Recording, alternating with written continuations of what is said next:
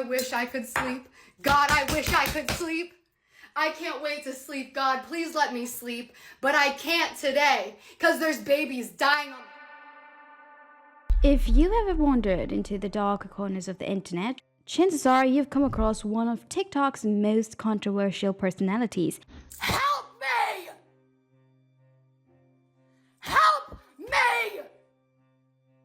Wake the up! Gabbie Hanna built a brand as one of the most funniest and relatable creators online. Bubby, where's Doggy? We took him to a farm so he can run and play. Why? So he can be happy. He was happy here. She became one of the most talked about figures in internet history, drawing massive crowds for her sharp humor, raw storytelling, and a personality that made millions feel like they actually knew her. Honey, stop! Why? You can't touch that. But it's pretty. You're right, what do I know? Hey, try this. Hey, you wanna come out tonight? Oh, no thanks, it's a Netflix and chill kind of night. Ooh, who with? But what started as a celebrated career slowly unraveled into public meltdowns. Gabbie, have we slept together? Did I show you my results? Are you my doctor? Did you swab my vagina? Shocking accusations and a fall so dramatic that even her most loyal fans couldn't look away. Why did you lie to me? That's for my acne, you dumb... Get the out of my house, now! Now! Now! I'm acting different! What's going on right now, but there's a TikToker, a huge big influencer called Gabbie Hanna, and right now she is in a manic state, or she was yesterday and the day before that, and she just isn't. So here is a full story of how Gabbie Hanna's loud, unfiltered, and deeply chaotic way of living her life online led to people pushing back, her hurting herself, and eventually her total downfall. After years of controversy and every public mental breakdown in 2022, Gabbie Hanna returned to the internet, but not as the person people once knew. God, I wish I could sleep. God, I wish I could sleep. I can't wait to sleep. God, please let me sleep. But I can't today, because there's babies dying on the street. There's babies dying on the street. You know, I saw a TikTok back when I was still using TikTok of babies on the street who adopted another baby on the street. Two homeless babies adopting each other on the street, and they held hands all the way down the street. And he was speaking, and the mother said he's praying for him. The homeless baby praying for the other homeless baby. Wake the up. Gabbie came back as someone completely different and someone who now saw the world through a harsh and judgmental lens, and honestly, it wasn't quite pretty. Instead of creating the comedy sketches and storytime videos she was once known for, Gabbie started making content that shocked even her most loyal fans.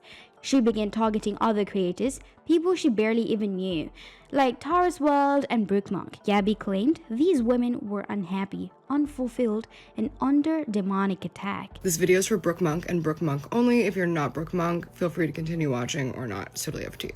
Girl, I see, and a lot of us see, the demonic spiritual attack that you're under. We see it. We see it. You know exactly what I'm talking about. We see it.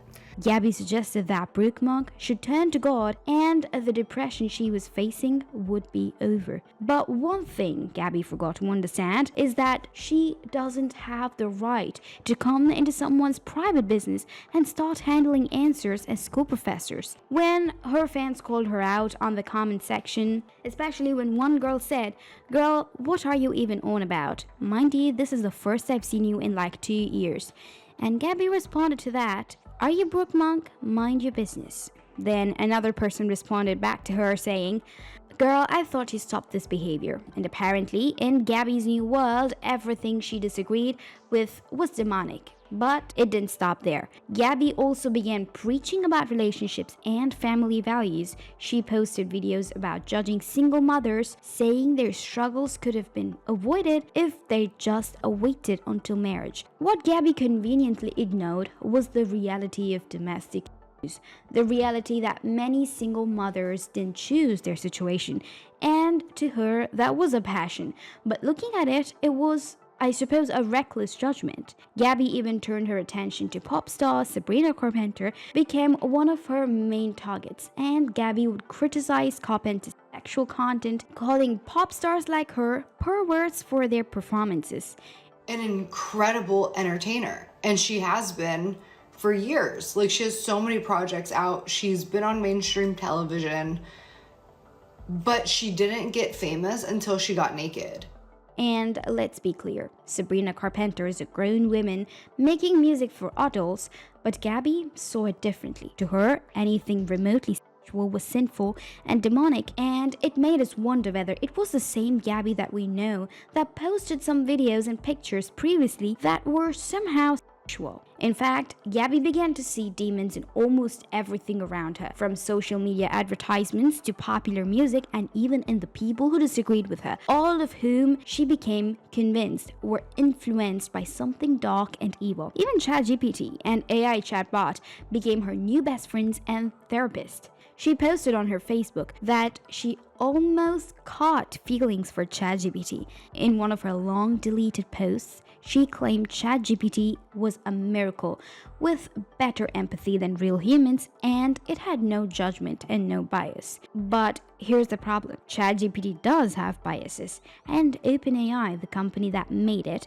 has admitted this publicly. And worse, using AI as a replacement for actual therapy is dangerous. There have been tragic cases where people relied on ChatGPT for mental health support, and it went terribly wrong. The AI affirmed their delusions instead of helping them. Some even took their own lives after conversations with the chatbot. But Gabbie dismissed all of this, and to her, there was no fear of judgment with AI. In fact, she said that AI understood her better than any human could. Meanwhile, her old fans watched in confusion and concern. This wasn't the Gabbie they remembered, the girl who made comedy whines and told funny stories. This was someone new who judged everyone around her, while claiming she was the only one who truly understood God's message. Man, guys, Gabbie Hanna is back at it. She's been back for a little while. You know, she announced that she got married, and she's been doing these like videos where she's like shouting out like random people like Brooke Monk and Jojo Siwa, and like giving them advice. If I just had to watch Gabbie Hanna's story, so do you. So, I'm sorry.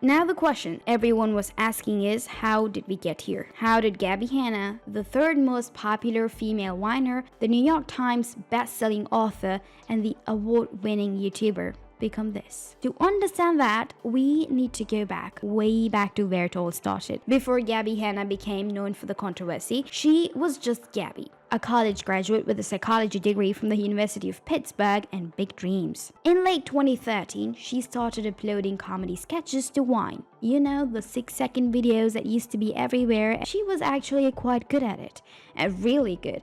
Bubby, where's Doggy? We took him to a farm so he can run and play. Why? So he can be happy. He was happy here. He's dead. You feel better? Bubby, I drew a picture. Honey, what a great doggy. Not a doggy. What a wonderful giraffe. No. It's a great piece of scribble, you little Honey, stop! Why? You can't touch that. But it's pretty. You're right. What do I know? Hey, try this. Gabbie humor was all about ironic self-obsession and a quirky personality. She played up being dramatic and over the top, and people loved it. Within a short time, Gabbie wasn't just another whiner. She became one of the platform's biggest stars. She gained over 5 million followers and earned billions of loops, which is Vine's version of views. Fair enough, Gabbie even became the third most popular female whiner on the entire platform. She was up there with the biggest names, and she even represented Vine at VidCon 2017 alongside only 12 other top creators.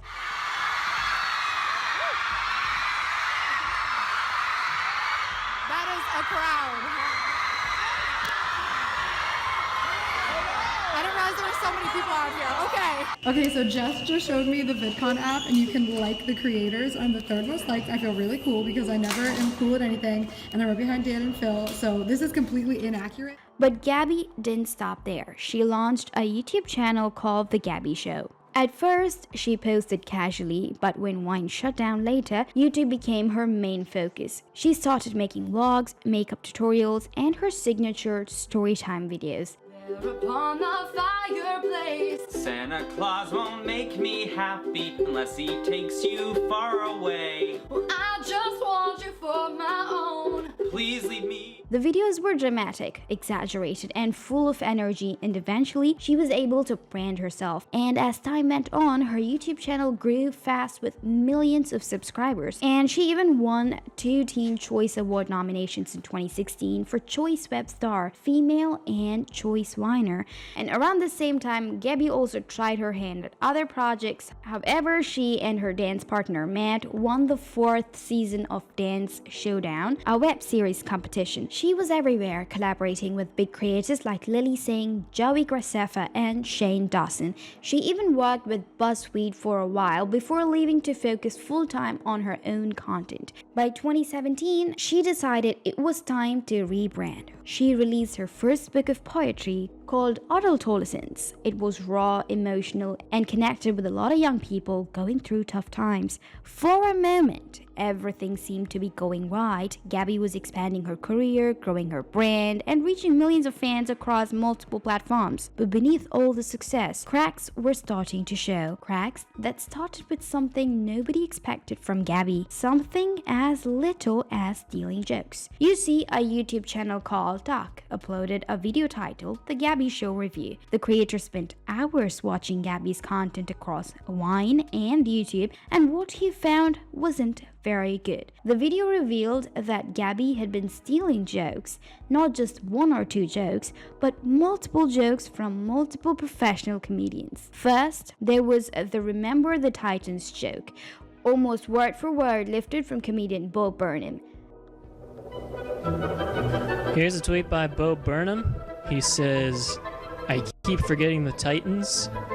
It's a joke about the movie Remember the Titans. Haha, good job, Bo. Here's Gabbie's tweet a few months later. She says, "I keep forgetting the Titans." Then there was a material from Mitch Hedberg, one of the most beloved stand-up comedians of all time. It's a tweet over the summer. Gabbie says, "Sometimes when I'm in bed, I think of a really funny video idea, but don't want to get out of bed to write it down, so I just convince myself it's not funny." Now, I recognize this immediately, where this joke comes from, because this is one of my favorite all-time comedians. Well, ladies and gentlemen, Mitch Hedberg. See, I write jokes for a living, man. You know, I sit at my hotel at night, I think of something that's funny, then I go get a pen and I write it down. Or if the pen's too far away, I have to convince myself that what I thought of ain't funny. But the most damning evidence came from a joke about Native Americans that was clearly stolen from Louis C.K.'s stand-up routine. The punchline setup and delivery was identical. Just acknowledge the fact that they weren't Indians. It's like Christopher Columbus came to this land. He was like, "I found India." And they were like, "Nope, not India." And he was like, "You sure? I'm pretty sure it's India." And they were like, "No, it's not India." And he said, India. And then he named the people that were already inhabiting this land Indians. And what's up is a lot of people still call them Indians. They were not Indians. They never were Indians. They never will be. I really think that white people are from like another planet. Louis C.K., ladies and gentlemen. Like when we came to America, it was so nice. It was just Indians. And they weren't even Indians.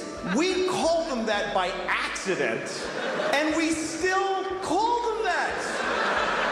Like we knew in a month that it wasn't Indians, but we just don't give a. We never correct it. We came here, they're like, "Hi," and we're like, "Hey, you're Indians, right?" And they're like, "No." "No, this is India, right?" "No, it's not, it's totally other place." "You're not Indians?" The video was posted to Reddit with the title "The Gabbie Show, YouTube comedian caught stealing all her jokes," and it exploded within hours. It reached the front page of Reddit. Thousands of people saw it, and the comment section lit up. Many fans were furious, and some went after her appearance, weight, and personality.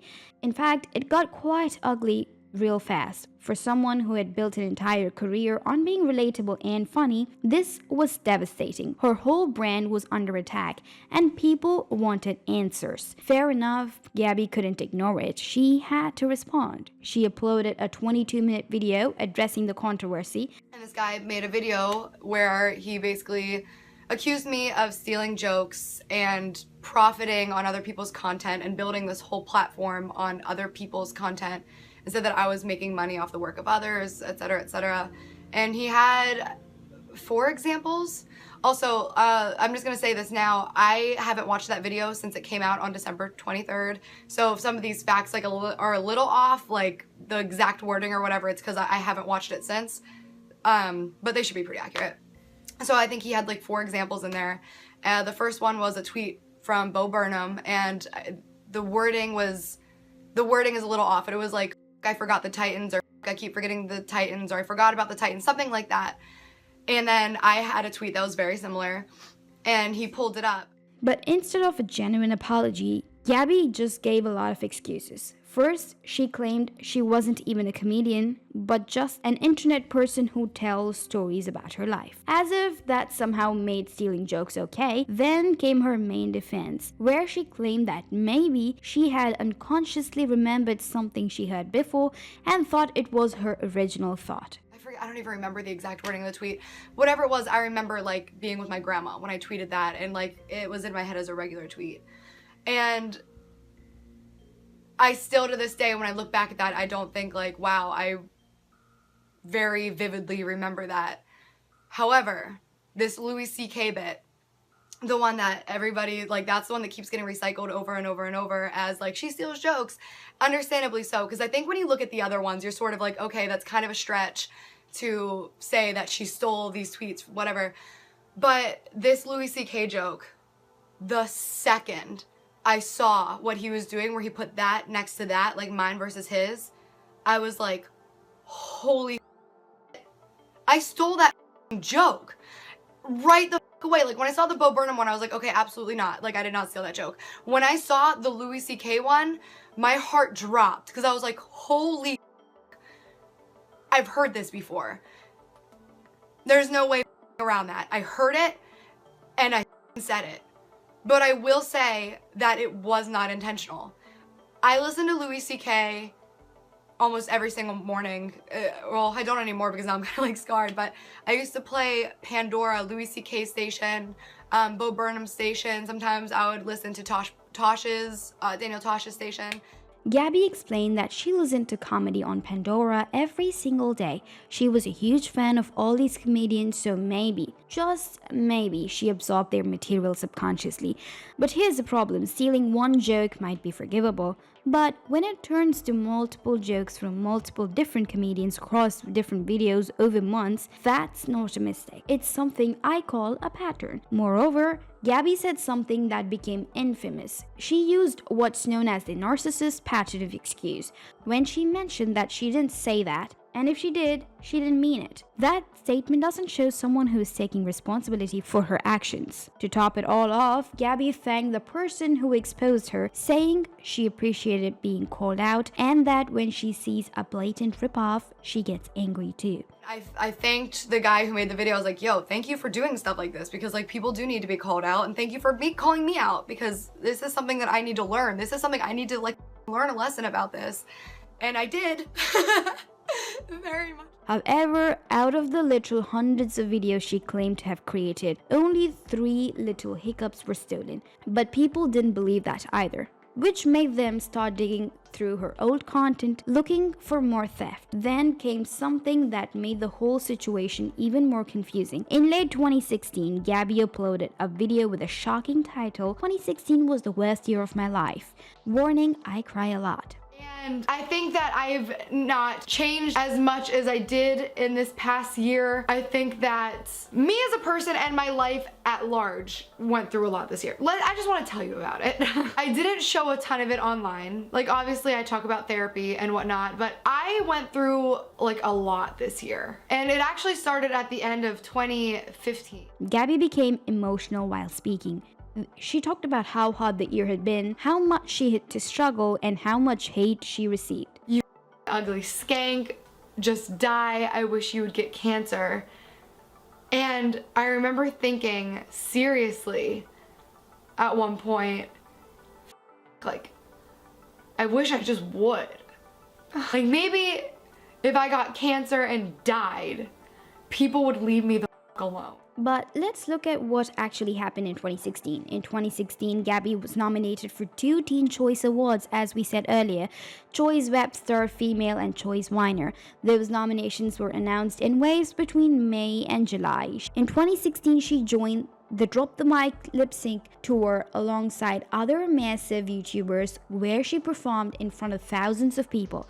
Objectively, 2016 was her most successful year, yet she called it the worst year of her life. However, this made people start to see a pattern that Gabbie had a way of making herself the victim. The joke theft scandal, but Gabbie made herself the victim of unconscious memory, and this was just the beginning, because while the joke theft controversy was still fresh in people's minds, Gabbie was about to get involved in something much worse, like hitting the headlines across YouTube. In May 2016, while Gabbie was still dealing with the joke theft fallout, another YouTuber known as Ricegum decided to come after her. His real name is Brian Lee, and he was 20 years old with over 5.3 million subscribers.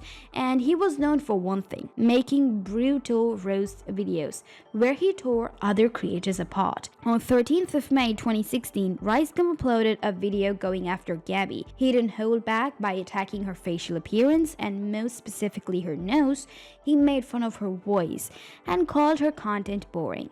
You had the subtweet, try to keep it on the low. Like if the fans didn't add me, I wouldn't know. I pass you in subs cause you're struggling to grow. I don't think there's anything bigger than your nose. How to get so big, can you please tell us? No, so long, Big Bird is jealous. Even Pinocchio said it's absurd. Wait, is it Gabbie or the Fruit Loop bird? After this, L, I heard Walmart is employing. Ears start bleeding cause your voice is so annoying. I don't really get why you talk so loud. Even Meek Mill said to keep it down. Ricegum even brought up the joke theft allegations, calling her a fraud and a liar. The video got millions of views. Gabbie responded with her own video. The beef was public and everyone was watching. If you've been stealing jokes, I guess I'm just confused. Why did you try to call me out when I've already been accused? Man, that's old news. Everybody knows that, but at least I'm not throwing stones like a hypocrite. I never tweeted about you, but if the shoe fits, wear it. But what started as a typical YouTube drama was about to turn into something much more serious. Fast forward to 28th of March 2017, nearly a year after their initial beef, both Gabbie and Ricegum showed up at the same party. A mutual friends gathering in Los Angeles. Ricegum was sitting on a couch chilling with friends when Gabbie approached him. She was filming on Snapchat and suddenly came up to him with her phone out, recording everything. She challenged him to a freestyle rap battle right there at the party. At first, Ricegum laughed it off and declined. The mood seemed very light-hearted. They were both smiling and making jokes. It looked like maybe they were going to squash the beef. Hey Ricegum, I just challenged you to a live battle on Snapchat. Would you do it? No. Live rap battle, why wouldn't you do it? Nah, I don't want to do it. But then Gabbie made a comment, and that one comment changed everything. For context, Ricegum had been accused of using a ghostwriter for his music. It was a sensitive topic and a rumor that hurt his credibility, and Gabbie just threw it in his face and on camera at a party of people. What happened next depends on who you ask, and according to Gabbie's Snapchat story posted shortly after Ricegum hit her in the middle of a party and shattered her phone. She posted a video standing on a balcony away from the party, crying with her voice shaking. Ricegum didn't think that joke was very funny, and he hit me in the middle of a party and shattered my phone. She said she was standing on the balcony to avoid making a scene, and people were asking if he actually hit her, and she confirmed yes, he did. She also showed scratches and bruises on her wrist, shoulder, neck, and leg. She claimed Ricegum caused all of them when he twisted her arm, held her down, and grabbed the phone from her. But then the story started to change. Ricegum immediately denied hitting her, of course. He took to Twitter. "I did not hit this girl. This is stripping." He called Gabbie someone who has built career off of exaggerating and lying about stories for money. He said this was exactly what she wanted. Other people at the party started speaking up too. Some supported Gabbie while others supported Ricegum.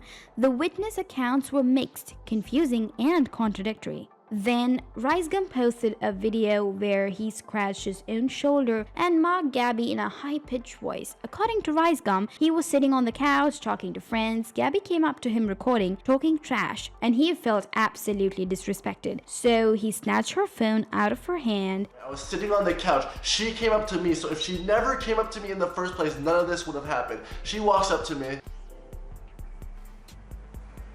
Hey, Ricegum, I just challenged you to a live battle on Snapchat. Would you do it?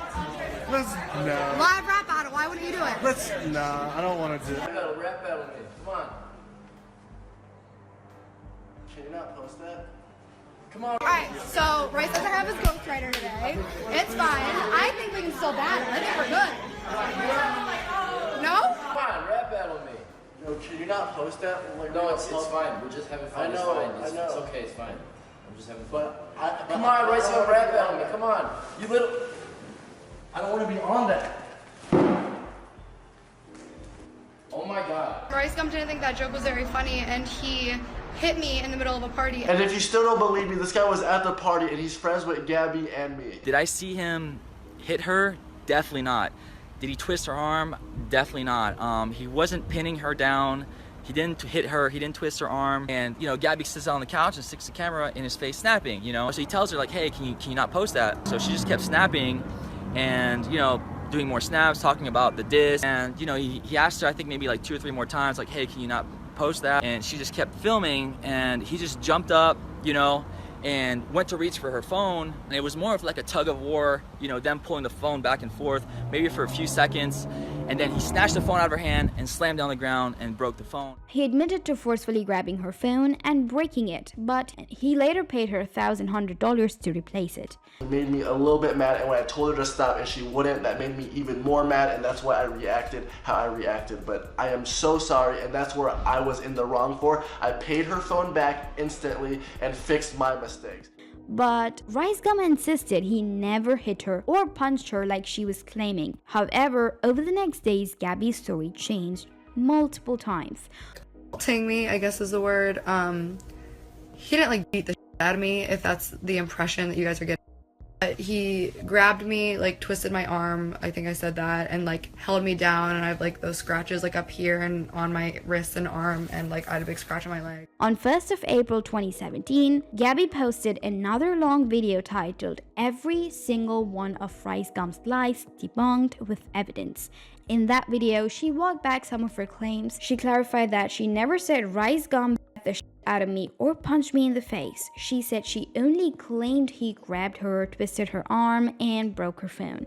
I clarified that night, not backpedaled. I clarified immediately on Snapchat and on the vlog that I posted. On the same thread of Snapchats. It's not like it was a day or 2 days later and I'm like, oh, I got caught. It was the same thread, the same night, that I wanted to be clear that he did not punch me, he did not beat my ass, and that he wrestled for me for my phone, grabbed at me. I even said, I don't know if he intentionally twisted my skin, intentionally scratched me, but those were the marks left on my body from him. But the damage was done. Her initial Snapchats made it sound like a serious physical assault, and yet she kept saying it wasn't that bad. He just grabbed me and broke my phone. And according to California law, forcefully grabbing someone's arm against their will can count as a simple assault, a misdemeanor, and destroying someone's property is vandalism. So technically, even Ricegum's own admission, he committed assault and property damage.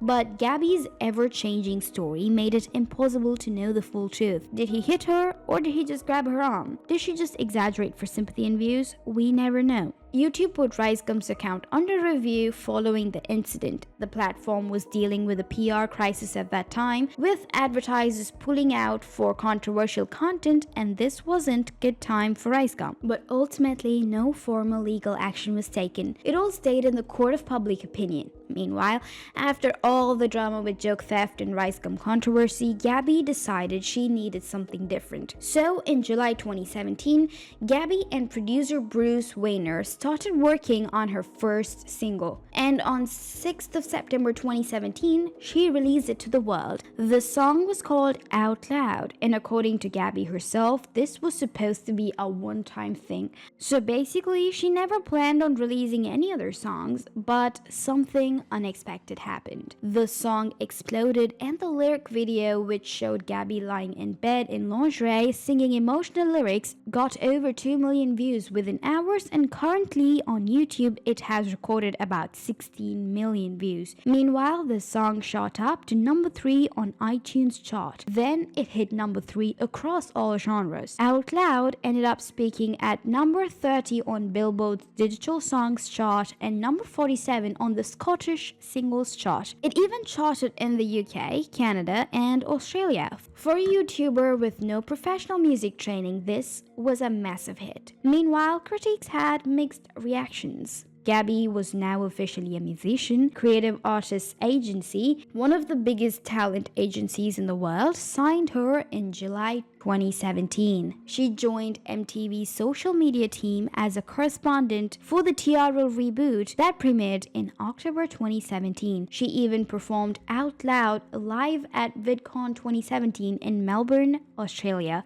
her first live singing performance ever. So, what did Gabbie do next? She stopped posting YouTube videos for months. She went silent on her main channel because she was working more on music. In November 2017, she released her second single, Satellite. But this time, things didn't go as well. The song peaked at number 7 on iTunes. Good, but not what she wanted. And Gabbie blamed it on lack of promotion. Then she disappeared again for nearly a year. When she finally came back in August 2018, she dropped Honestly, and it's encore, Honestly Encore, and this time the song hit number 1 on iTunes and number 21 on Billboard's Bubbling Under chart. Gabbie was back, and she was ready to prove herself again. But then came October 26, 2018, the day everything changed. Gabbie released a double music video for 2 songs, Monster and Monster Reborn. In the video, Gabbie chases a little girl through the woods into a house. The little girl represents her younger self, her mental illness, her trauma. When the girl turns into a monster, she eats Gabbie's heart out. Gabbie pours gasoline all over the house and sets it on fire with the girl inside.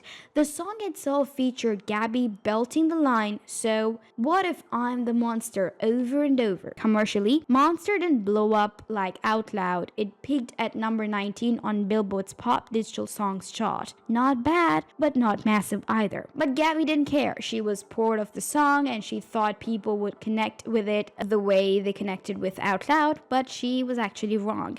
In November 18, Gabbie did an interview with Genius for the Verified series, and this is where artists explain the lyrics to their song. It's supposed to be intimate, personal, and educational. Gabbie sat down and broke down the meaning behind monster. She talked about losing friendships, blaming herself, and feeling like a monster, and then she sung the chorus a cappella to demonstrate the vocal performance.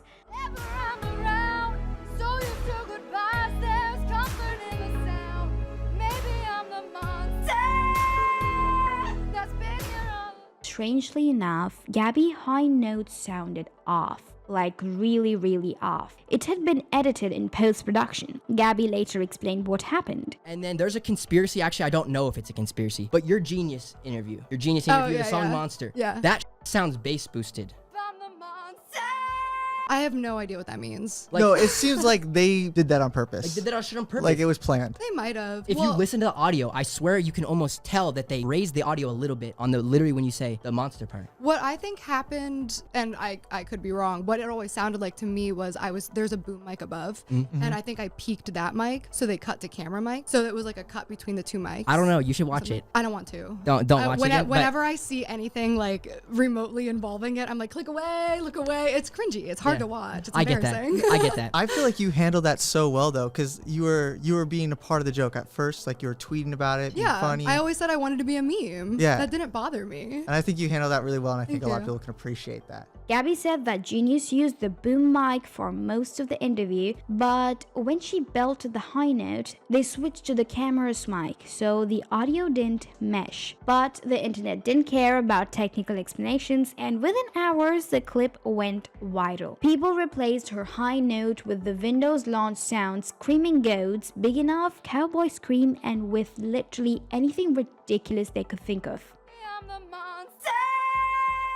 And if you think you've seen enough, wait until you see what happened between Gabbie Hanna and Trisha Paytas. Trisha Paytas is one of the most controversial figures on YouTube, known for the dramatic breakdowns, wild accusations, and constantly changing personas. At that time, Trisha was dating Jason Nash, a member of David Dobrik's vlog squad. Gabbie had been friendly with the squad, she'd appeared in some of their videos earlier, and apparently she and Trisha had met a few times in 2019.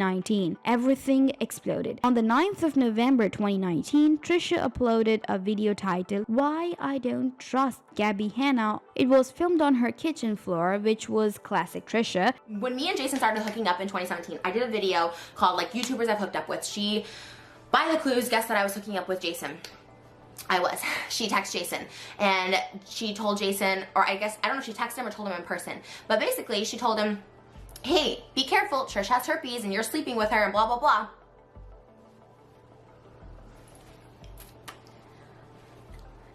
In the 14-minute rant, Trisha explained that in 2017, when she and Jason Nash first started hooking up, Gabbie had texted Jason a warning. According to Trisha, Gabbie told Jason, hey, be careful, Trisha has herpes and you are sleeping with her. Trisha was furious to the extent she yelled at the camera asking Gabbie if they have ever slept together.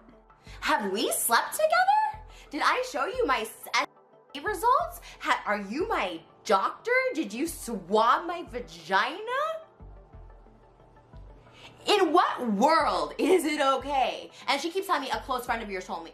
Trisha insisted she did not have herpes and debunked that what Gabbie said was a complete lie. And the worst part, Trisha said she'd only met Gabbie twice in her entire life, once when Gabbie practically begged her to come to her birthday party. Keep making videos like this, I'll continue to be a friend, and that's just what it is.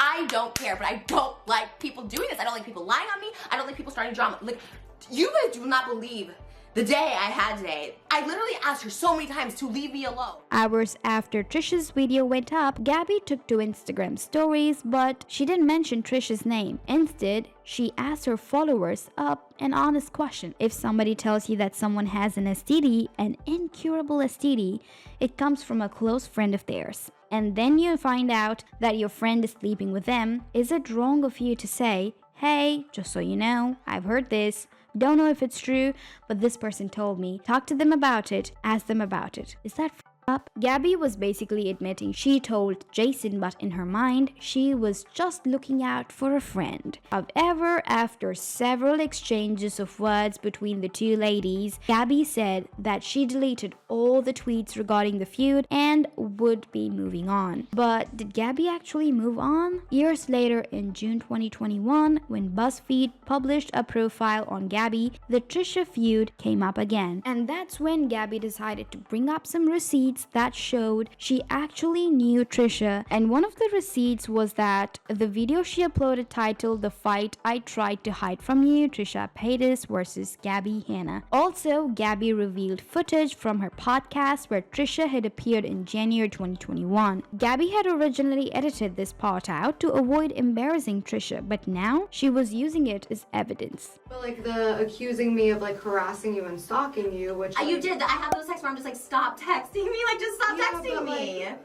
Like, and I said it multiple times. I didn't think that was super fair either. Gabbie then shared screenshots of their text messages on the screen, and sincerely, there were multiple conversations between them, showing that, yes, they did communicate and know each other. Because, like, when we were texting, we were both texting at the same time, so, like... And I'm like, can we just end this? Stop it. But, like, you were able to say whatever you wanted, and then when I responded, the response was like, you're harassing me. And it's like, so you can make this accusation... But if I respond, then I'm harassing you. You are very a paranoid person, and I have the perfect example. When you asked me for my address to send a book, and maybe you sent a book, maybe you didn't. I don't remember. I made a video that had nothing to do with you. It was about another one of my YouTube friends. And Trisha responded on Twitter with sarcasm. Trisha said, "Gabbie Hanna is my bestie. Why are you doing this to our friendship, girl? Let's talk, let's learn, let's go together. But also mainly, please don't murder me. Thanks." And then something unexpected happened. Hashtag apologize to Gabbie Hanna started trending on Twitter. Fans who believed Gabbie's side of the story began demanding that Trisha and others who had called Gabbie out apologize to her. It is genuinely so great to see the YouTube community do something positive and expose the truth about the constant slander of Gabbie Hanna. Everyone who has ever spread false information about her, most notably the T channels, needs to apologize. Hashtag apologize to Gabbie Hanna. But not everyone agreed. Many people pointed out that Gabbie had her own issues, controversies, and victims. Y'all are mad crazy for trending apologize to Gabbie Hanna when she has yet to make a genuine apology for anything, and we just recently saw footage of her wild phone call with Jesse,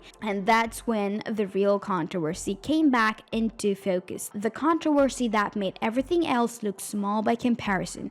The Jesse Smiles and Curtis Lepper sexual assault allegation that tore apart one of YouTube's most beloved friendships. Jesse Smiles' real name is Jesse Vasquez, and he was a rising wine star back in 2013, known for her comedic videos. Curtis was even bigger and one of the most popular male whiners on the entire platform. And in August 2013, the two met in person for the very first time. Hundreds of people showed up at Washington Square Park in New York to watch them meet. And when they shared their first kiss in front of everyone, the crowd went wild. Smack him.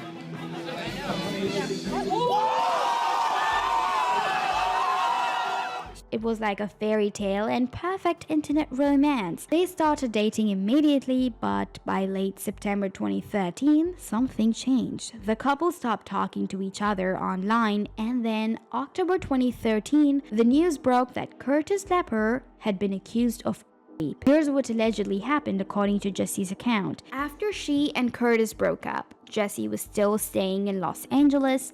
One day, she hit her head on a chair while making a wine. She joked about it on Twitter, but Curtis became worried she might have a concussion. He offered to pick her up and take her to his place so she could rest. When they got to his apartment, Jessie eventually fell asleep on Curtis's bed. And according to Jessie, she woke up to Curtis having with her while she was asleep without her consent. She was extremely upset and demanded he take her back to the house where she'd been staying. Once there, she called a friend and her mother, both of whom urged her to report the assault. On the 9th of Jan 2014, Curtis was arrested and charged with a felony rape. Curtis accepted a plea deal. Instead of facing rape charges, he pleaded guilty to felony assault, and the rape charges were dropped. So where does Gabbie come in? You see, at that time of the allegations and trial in early 2014, Gabbie and Jesse were not friends yet. Gabbie was still building her brand following and didn't know Jesse personally. But Gabbie apparently had an opinion about the case. While the case was going on, Gabbie posted tweets expressing doubt about Jesse's allegations. She tweeted things like she's just heartbroken and not. This one says, so she's just brokenhearted, not raped. Moronic with comments like that. This one I actually do remember. This was the day the story broke, and I hadn't seen the article yet. Whatever he tweeted, I genuinely have no idea what his tweet was, but I remember I responded with a current Vine meme, which was a Big Sean Lil Wayne song, beware, beware, beware of a woman with a broken heart. Don't remember what he said. Obviously, it had nothing to do with the rape case. The tweet is deleted because I was like, oh, I didn't understand the context of anything about this, and that's why it's gone. And then in that video, we're talking about Jessie Smiles now. She says she doesn't regret what she did because she had to speak her truth. Well, I'm speaking my truth. She said, I'm setting the example of how people treat me. I'm gonna show you how I'm gonna let people treat me. You are narcissistic, and you have been for 6 years, Jessie Smiles. I will never publicly bash Jessie, and I will never publicly air out our dirty laundry. 8 months after the trial ended, Gabbie and Jessie actually became friends. They started making videos together and hung out all the time. Jessie even let Gabbie sleep on her air mattress in her living room when Gabbie needed a place to stay. They were best friends, but then something began to change.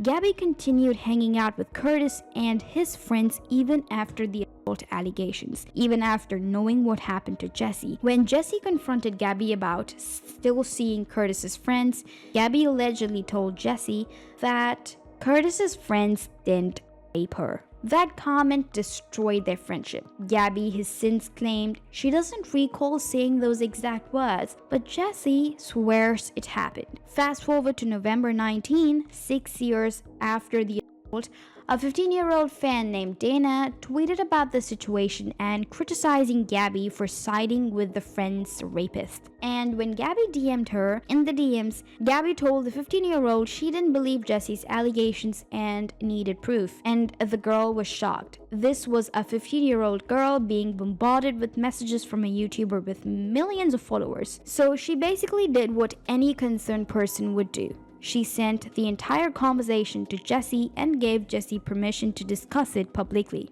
On November 16, 2019, Jessie uploaded a video, Gabbie Hanna Needs to Be Stopped. In the video, Jessie exposed everything. The DMs to Dana, the old tweets, and the way Gabbie had defended Curtis. Jessie also revealed the most hurtful thing Gabbie had ever said to her. Maybe the next day, but it's only a matter of time. And I pretty quickly, like a few hours passed, and I just realized, I'm like, Jessie, if you're gonna say something, just say something. Like, stop being cryptic. I have that problem. Sometimes I just, I don't want to quite speak up, but I don't want to not say anything, so I just kind of like put a tweet like that out there. Anyway, I realized it was stupid. I got really anxious because it was getting a lot of attention, so I just deleted it. This next part, I'm gonna just put a little trigger warning in here. I am gonna mention sexual assault at this point and throughout the video in little ways because it is extremely relevant to the topic, so I'm just letting you know that that is going to happen. So anyway, this girl, her name is Deanna. She tweeted, I think a lot of people forget or don't know that Gabbie Hanna chose a rapist who admitted and signed a confession to the cops over her best friend who was the victim, and she didn't do it privately but publicly. That's always bothered me. So Gabbie saw Deanna's tweet and she didn't like it. She felt strongly enough that she felt she needed to message Deanna, and that's why I'm here today, to share those messages with you. I wanted to say before I start reading the messages, the YouTube community was horrified. Gabbie was immediately labeled a rape apologist. Fellow creators and fans turned on her, and people who had once supported her now called her for calculating and manipulative. Gabbie responded with her own video. She defended herself, of course, claiming she never supported Curtis. She said she was just questioning the allegations like everyone else at that time. Today I'm doing a video that I've gone back and forth with myself for months trying to decide if I should do it, and I'd be lying if I said that I didn't battle myself a billion times before finally sitting here and actually doing it today. I recognize that talking about it at all, that I am opening myself up to responses, and I do anticipate backlash. I just ask that you please watch the video in its entirety before forming an opinion or commenting, because there's a lot that I need to talk about. When weighing in whether or not I should respond to this, there were a million reasons why I felt like I should and a million reasons why I felt like I shouldn't. So what I did a few months ago when I started really going through everything was literally make a list of the reasons why I should and why I shouldn't, and what it came down to is the reasons I should respond were all really selfish reasons. It would be to try to clear my name or defend myself, get something off my chest, make me feel better, make myself look better. But on the other hand, I would be contributing to a culture that I don't believe in and feeding into a drama narrative. And even worse, I would be potentially hurting other people, because when you respond to something, you do shine a light on other people in a way that might send negativity their way. And at the risk of sounding like I'm playing the victim, the last few months have been really challenging and really difficult. But Gabbie's defense didn't help. She admitted in the video that she initially thought Jessie was lying, and she didn't want to justify her old tweets by saying every single person was saying that she lied. She also claimed that a male friend of hers was once falsely accused of rape, which made her skeptical of all allegations. My loved ones had to go through mentally and emotionally, and I just wouldn't wish this on my very worst enemy. That being said, it's been brought to my attention that my name's been brought up again, and I think that that opens up an opportunity for us to have a really important conversation that I think a lot of us need to have, myself included. But none of this made it better. If anything, it only made it worse. People pointed out that Gabbie was still blaming everyone else, the culture at that time, and never herself. And the worst part, Gabbie still hadn't apologized. After this moment, things calmed down a bit. The drama stayed in the background, and Gabbie moved on to other controversies. Then in June 2021, BuzzFeed News published a long-form profile on Gabbie titled, "Why is everyone so mad at Gabbie Hanna?" Also, an interview with BuzzFeed was also released on Twitter, and Gabbie can be heard complaining about why everybody was demanding an apology from her, yet she has not received any from anyone, especially from Jessie, who had made her private message public. Let me ask this question. Who was the one that made those DMs public? Thank you, baby. You're welcome. Everybody's really offended by things that I said in private DMs. Did I make those DMs public, or did Jessie make those public? So everybody's like, it really hurt me that you said this thing that I allegedly said to Jessie Smiles 6 years ago. Did I make that public? Did I hurt the public by saying that allegedly 6 years ago to somebody who is extremely toxic and abusive towards me? Or did Jessie do that? Did Jessie hurt all of those victims by hearing those words? That's how twisted this narrative is. Jessie was livid. Seriously, after years of staying quiet, trying to move on, here was Gabbie lying again in major publication, claiming she had apologized when she actually never did. So on 7th of June 2021, Jessie did something drastic she never wanted to do. She released a private phone call between herself and Gabbie from June 22, 2020, a call that both of them had consented to record and never planned to release. In her Twitter thread, Jessie wrote, "Gabbie and I had a phone call last summer. I never planned to release it. In fact, there's nothing I want more than to never talk or think about Gabbie ever again. But her continued lying about my trauma has officially broken me, and I don't know what else to do." He FaceTimed me right after our first fight because I genuinely, dead ass, do not know how people knew about it. I didn't even know you spoke to him all these times. I'm finding out now, and honestly, I'm frankly disgusted. So I didn't even know all of this. I didn't know you took a... Don't tell me what am I talking about. I just had a... Don't tell me that, because I just had a panic attack hearing you say that you heard him out. He said, "Do you mind if I tell you the story of that night?" And I said, I mean, yeah, that's fine. Like, I've heard her side. You can tell me yours. So he told me the exact same story. Like, literally. I didn't even know that he told you the story of the night I was raped. I never knew that. Yeah, so he told me the story, and then I told him... Why would you listen to him? Why would you listen to him? Like, really? Why would you, like, even... I was getting ready to defend you. Like, I was But for what? Just don't... Just say, "No, sir, thanks." Like, you, like, even though she's not my friend, I don't want to hear how you think you didn't rape her. Literally, I deadass was waiting for him to lie. And, like, Who cares? Like, just hang up him. Jesse, I wanted to fight for you too. Don't, like, literally him. I agree. Fuck him. I agree. But, like, when he said that, I literally wanted to catch him in his lie. But then For what? He told me his story, and I told him, well, Curtis, that is literally the story that Jessie tells. And at the end of the day, she was asleep. Like, that is what I said.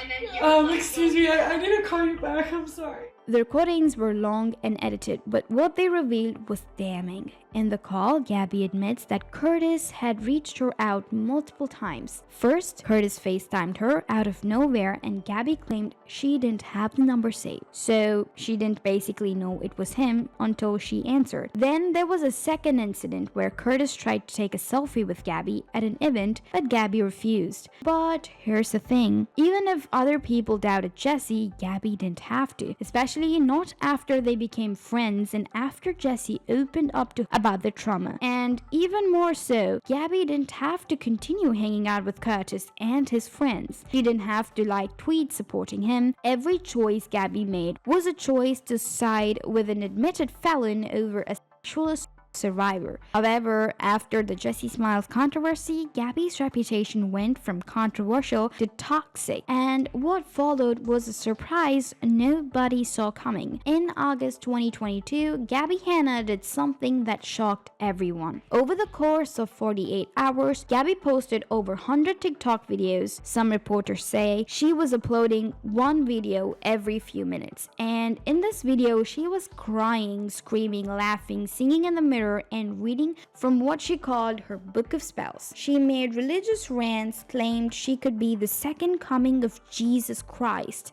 and even said that she went to heaven while sleeping and came back to save the world. If you're a follower of Jesus but don't feel comfortable calling yourself a Christian because of what the church has become in culture, this poem is for you. I am not a Christian. I am a saint. I'm one of the chosen ones the Apostle Paul was speaking to when he wrote to all the followers of Christ back in the day. Read your Bibles. I am not asleep. I am awake. Gabbie talked about babies dying on the street. She scrawled messages on her bathroom mirror in lipstick and declared herself the smartest person on earth. People immediately recognized this wasn't normal behavior. Fans and critics alike began speculating that Gabbie was experiencing a manic episode. I'm not gonna get up here and bash her like everybody else, but she need a lot of psychological evaluations. Multiple wellness checks were called. The police showed up at her house 5 times and she posted videos thanking the officers for checking on her. But then came the scariest part. On August 24, 2022, a stranger showed up at Gabbie's door. His name was Nicholas, and he told her he was lost and he needed to use the bathroom. And Gabbie let him in. She posted a video saying, Hey, Nicholas, do you mind being on camera or you don't want to? I don't mind. Okay, so I want to, oh my God, my hair. A friend just texted me and I told him that I was going to go on a run for a guy who showed up at my house and was just feeling a little lost, asked to use the bathroom, and now we're going to go for a run together. He asked to pray with me. It was really nice. And his text was, Gab, listen to me now. Get that man out of your house. How do you feel about that? That's rude. It's kind of rude, isn't it? Rude. I think he meant well. What do you think? Yeah, I mean well. What? Not, he means well. We know he means well. My friend who texted me and told me to get the stranger out of my house. I think he meant well too. Yeah, I think so. But Nicholas is good.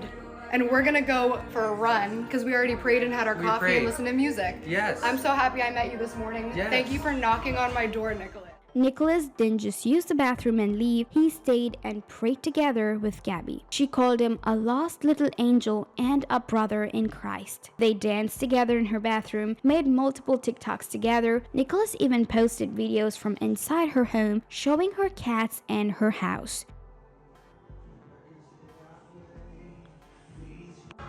I honestly would like to help. I don't know what to do though. So if anybody has any suggestions, I'm here. Everybody says somebody needs to help her, but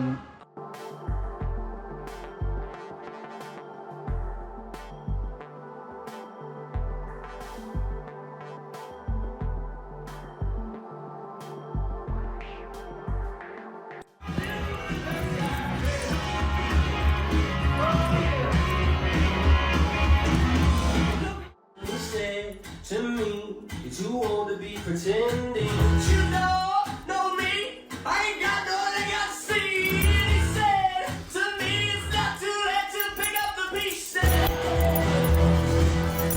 I just had a realization with Nicholas. I literally solved the entire puzzle. The Garden of Eden is heaven's gates. Let me show you something.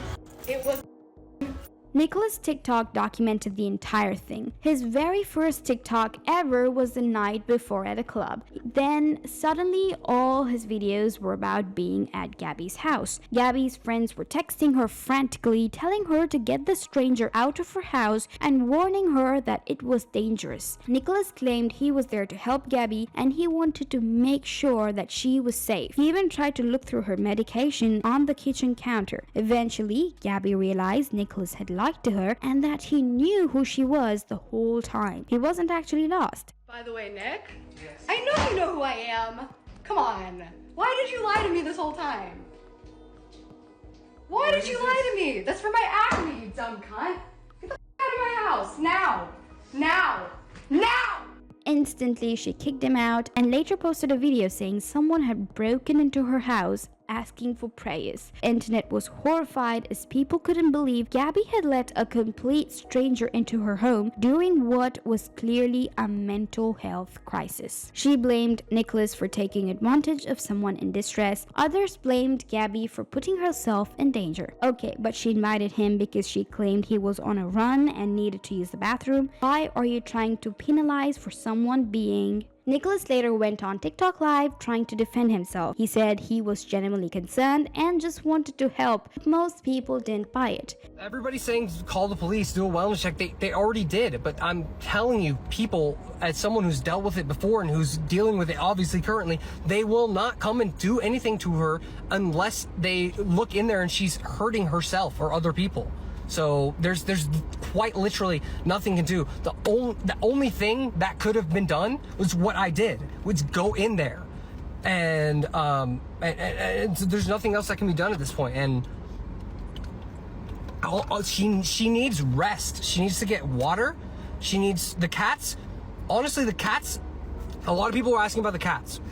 The cats looked like they were on something too. Like they were going crazy, jumping around, running around. I have some videos of the cats running around, and she was like really just being like, oh look, they're playing. But like, I had an old roommate whose cats had gotten into his drug stash before, and so I think something like that could have happened. Like she was having a lot of people are still saying Unfortunately, Nicholas wasn't the only stranger Gabbie let into her house during this period. She also let in a woman with scars who had changed into a bikini, but Gabbie eventually kicked her out too and let a man with dogs sleep in her backyard. For days, Gabbie continued posting hundreds of videos, and the rants got more intense and her behavior became more erratic, and everyone watching knew something was seriously wrong. I'm drama seeking, right? I started drama. I just want attention.